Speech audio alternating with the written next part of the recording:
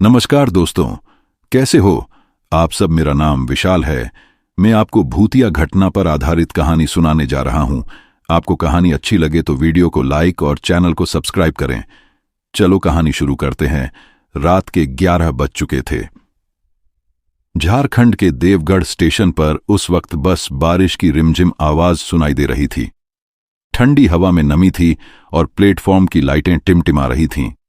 Station लगभग खाली था। बस एक चाय वाला, 2 भटके हुए यात्री और वो आदित्य। आदित्य बैंक में क्लर्क था। रोज की तरह उसे आज भी देवगढ़ से हजारीबाग जाने वाली आखिरी ट्रेन पकड़नी थी, लोकल पैसेंजर 1179। पर आज बारिश ने सब गड़बड़ कर दी थी। ट्रेनों की आवाजाही देर से हो रही थी। उसने अपनी घड़ी देखी। 11:02। ट्रेन को 11:15 पर आ जाना था। आज तो लग रहा है लास्ट ट्रेन भी कैंसिल हो जाएगी, वो खुद से बड़बड़ाया। चाय वाला बोला, साहब इस वक्त ट्रेन मिल जाए तो खुदा का शुक्र मानिए। रात में इस लाइन पर बहुत हादसे हुए हैं। आदित्य ने हल्की हंसी में बात टाल दी। भाई तुम लोगों की तो हर बात में डर झलकता है।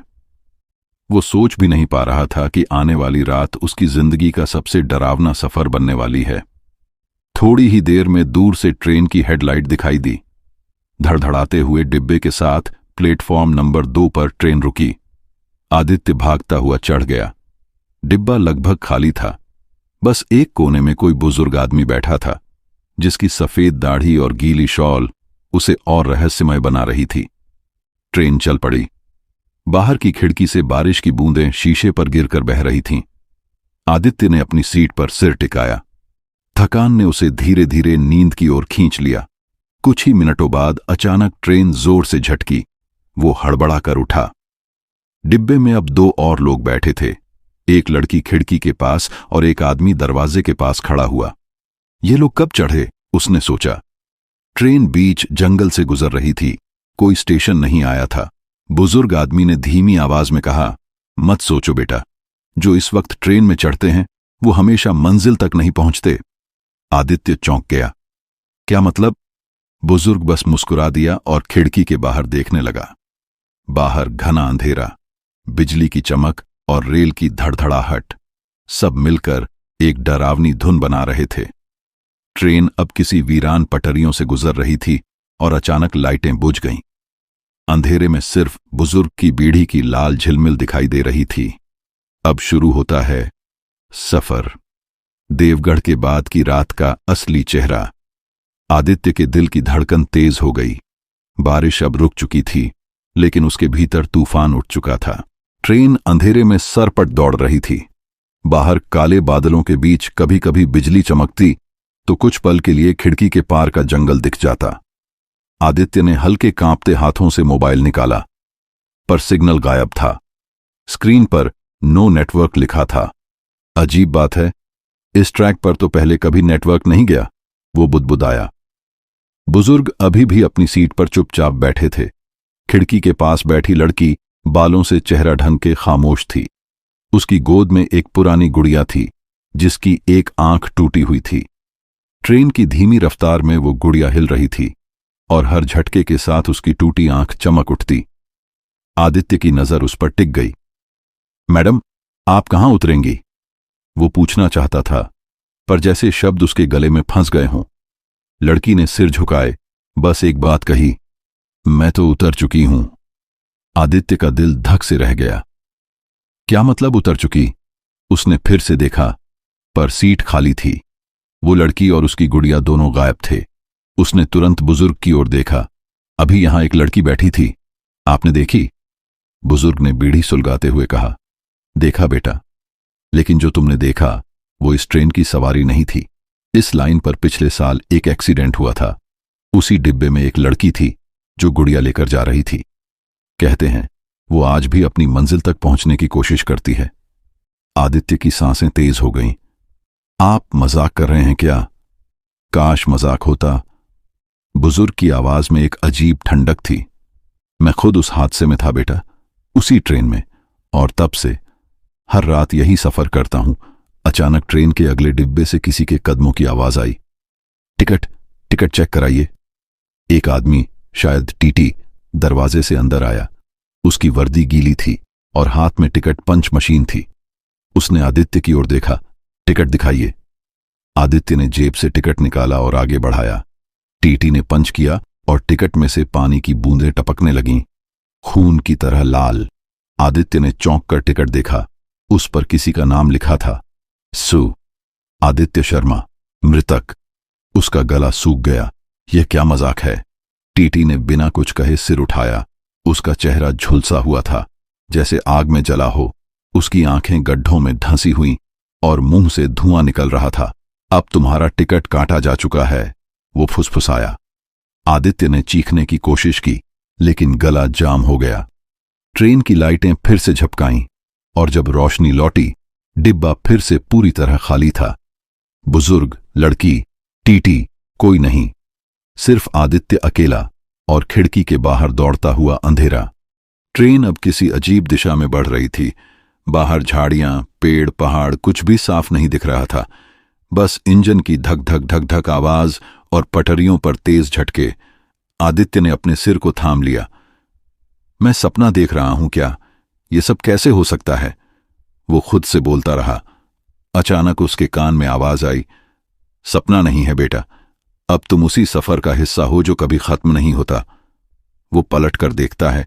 बुजुर्ग फिर सामने की सीट पर बैठे थे। पहले जैसे नहीं, इस बार उनका चेहरा किसी राख से सना हुआ लग रहा था। आंखें गहरी, बुझी हुई, लेकिन उनमें किसी जलती आत्मा की चमक थी। आप तो गायब हो गए थे। मैं कहीं नहीं गया बेटा, इस ट्रेन से कोई कहीं नहीं जाता। आदित्य की सांसें उखड़ने लगीं। क्या मतलब? ये ट्रेन आखिर जा कहां रही है?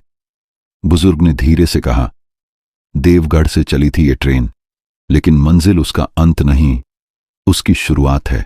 बाहर से किसी की हंसी सुनाई दी, एक बच्ची की हंसी। वो खिड़की के पास गया और देखा कि वही गुड़िया वाली लड़की बाहर की पटरियों पर दौड़ती हुई ट्रेन के साथ चल रही थी। बारिश की बूंदों में उसका चेहरा साफ दिख रहा था। वो मुस्कुरा रही थी, लेकिन उसकी आंखें बिल्कुल खाली थीं। हे भगवान! आदित्य पीछे हट गया। डर मत बेटा, बुजुर्ग बोले, वो तुम्हें बुला रही है। उसे अपनी मंजिल मिल गई, अब तुम्हारी बारी है। मेरी बारी? किस चीज की? मुक्ति की या फिर सजा की? ये लाइन उन लोगों की है जो किसी अधूरे सफर में मर गए। आदित्य के कानों में आवाज गूंजने लगी, पुरानी चीखें, पटरी टूटने की आवाजें और अचानक ब्रेक लगने की चीख। वो अपनी सीट से गिर पड़ा। याद है बेटा? बुजुर्ग फुसफुसाए। 2 हफ्ते पहले देवगढ़ लाइन पर एक बैंक कर्मचारी की मौत हुई थी। वही आखिरी पैसेंजर ट्रेन का हादसा। तुम्हारा ही तो नाम था उस लिस्ट में, आदित्य शर्मा। आदित्य का पूरा शरीर सुन्न पड़ गया। नहीं नहीं, मैं जिंदा हूं, मैं ऑफिस से अभी निकला हूं। तेरे ऑफिस वाले तेरा श्राद्ध कर चुके हैं बेटा। तू अब बस इस ट्रेन का हिस्सा है। ट्रेन के पहिए अचानक तेज घूमने लगे। सीटी इतनी तीखी थी कि कान फटने को थे। लाइट्स फिर से झपकाईं और इस बार जब लौटी, डिब्बे में दर्जनों साए बैठे थे। सबके चेहरे अधजले, आंखें काली, और सब एक साथ कह रहे थे, स्वागत है। आधी रात की ट्रेन में आदित्य की आंखों में अंधेरा छा गया। उसका दिल इतनी तेज धड़क रहा था कि लगता था फट जाएगा। ट्रेन की रफ्तार अब असामान्य रूप से तेज थी। ऐसा लग रहा था मानो इंजन किसी अदृश्य ताकत से खींचा जा रहा हो। बाहर पूरा जंगल धुंध में डूबा था। हर बिजली की चमक के साथ खिड़की के बाहर परछाइयां भागती हुई नजर आतीं, जैसे कोई अदृश्य जुलूस ट्रेन के साथ साथ दौड़ रहा हो। आदित्य ने खिड़की से बाहर झांकने की कोशिश की। नीचे पटरियां नहीं थीं। ट्रेन किसी सूने काले मैदान में उड़ती हुई जा रही थी। ये क्या जगह है? उसने कांपती आवाज में पूछा। बुजुर्ग मुस्कुराए। देवगढ़ के बाद का हिस्सा कोई मानचित्र में नहीं है बेटा। इसे लोग पटरी के पार कहते हैं। पटरी के पार, हां, जहां हर वो आत्मा जाती है जो अपने आखिरी सफर में पीछे छूट गई। आदित्य ने सीट पकड़ ली। नहीं, मैं मर नहीं सकता, मैं जिंदा हूं, वो चिल्लाया, पर उसकी आवाज ट्रेन की चीखती सीटी में डूब गई। अचानक उसकी नजर खिड़की पर गई। कांच में उसका चेहरा झलक रहा था, लेकिन वो चेहरा उसका नहीं था। काले धुएं में लिपटा हुआ जलते निशानों से भरा चेहरा। वो खुद को पहचान नहीं पा रहा था। देख लिया, बुजुर्ग ने कहा, यही तेरी सूरत थी जब तू उस हादसे में मरा था। बैंक की फाइलें लेकर तू भाग रहा था और तूफान में पटरी टूट गई थी। आदित्य के शरीर में झटके लगने लगे। नहीं, मैं बस चढ़ा था आज ही। समय का यहां कोई अर्थ नहीं बेटा, बुजुर्ग बोले। ये ट्रेन हर रात चलती है, उन आत्माओं के लिए जो मानती हैं कि वे अब भी जिंदा हैं। डिब्बे में बैठे बाकी साएं धीरे धीरे आगे झुकने लगे। उनकी आंखें लाल चमक रही थीं और सब एक सुर में बड़बड़ा रहे थे, मंजिल, मंजिल। इंजन की आवाज और बढ़ी, खिड़कियां कांपने लगीं। अचानक ट्रेन एकदम रुक गई। आदित्य धड़ाम से गिर पड़ा। दरवाजे अपने आप खुल गए। बाहर एक पुराना टूटा हुआ स्टेशन था। देवगढ़ पुराना जंक्शन लिखा था, पर बोर्ड आधा जला हुआ था। बिजली चमकने पर उसने देखा, ट्रेन के डिब्बे जले हुए थे, जैसे किसी दुर्घटना के बाद छोड़े गए हों। ये वही ट्रेन है? हां, बुजुर्ग ने कहा, और तू वही आखिरी यात्री है जो इस सफर को पूरा करेगा। आदित्य ने धीरे धीरे दरवाजे की ओर कदम बढ़ाया। हर कदम पर पटरी पर खून के निशान थे। वो बाहर उतरा और जमीन पर गिरा हुआ अपना आईडी कार्ड देखा।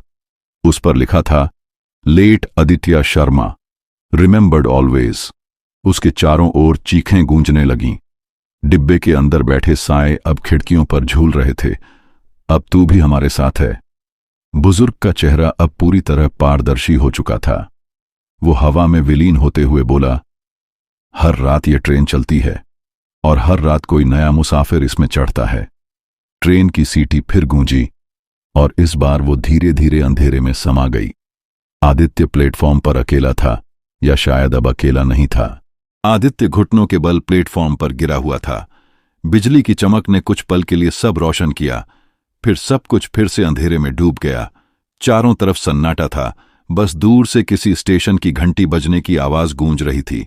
उसने अपने आईडी कार्ड को कसकर पकड़ लिया। मैं मरा नहीं हूं, ये सब झूठ है, वो बड़बड़ाता रहा। कोई तो होगा यहां। वो उठकर प्लेटफॉर्म से आगे बढ़ा। स्टेशन मास्टर का कमरा सामने दिखाई दे रहा था। दरवाजा खुला हुआ था। अंदर एक पुरानी लालटेन टिमटिमा रही थी। आदित्य अंदर गया। टेबल पर धूल से ढकी फाइलें थीं। एक दीवार पर पुराने अखबार चिपके हुए थे। उसने पास जाकर एक अखबार उठाया।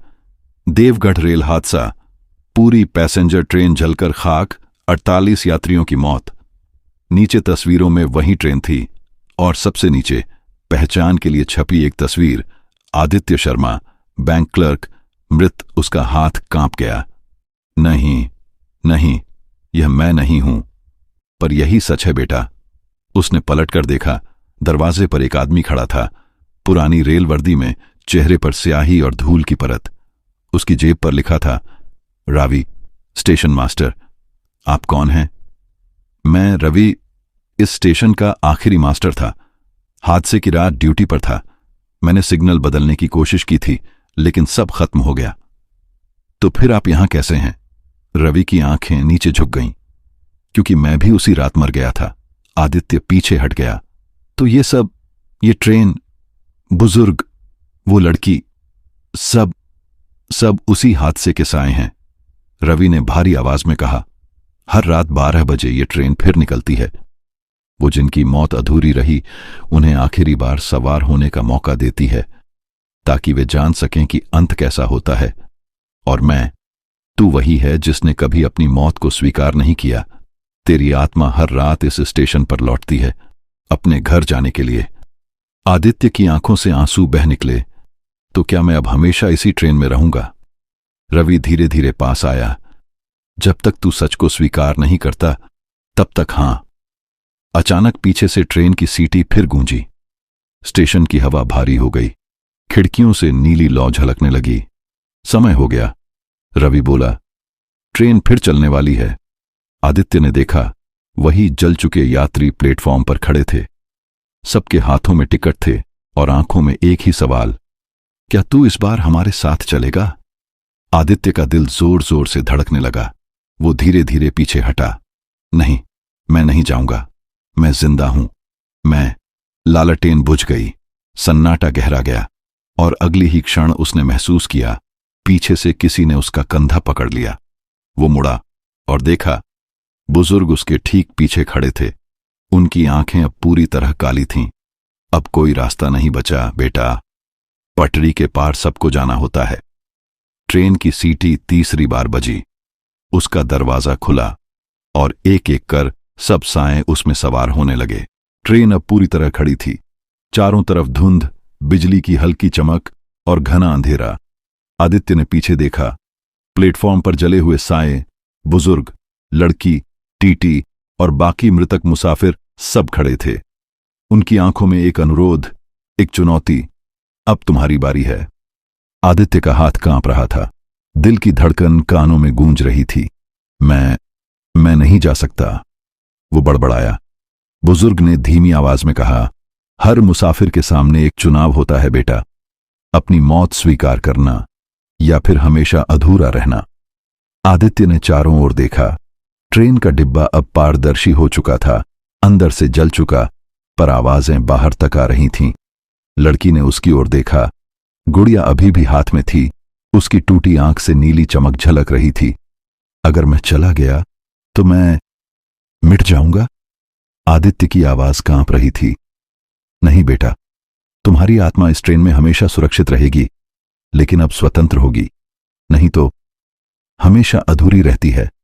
बुजुर्ग ने धीरे से बीड़ी बुझाई। आदित्य ने गहरी सांस ली। वो ट्रेन की ओर बढ़ा। ट्रेन का दरवाजा धीरे धीरे खुला।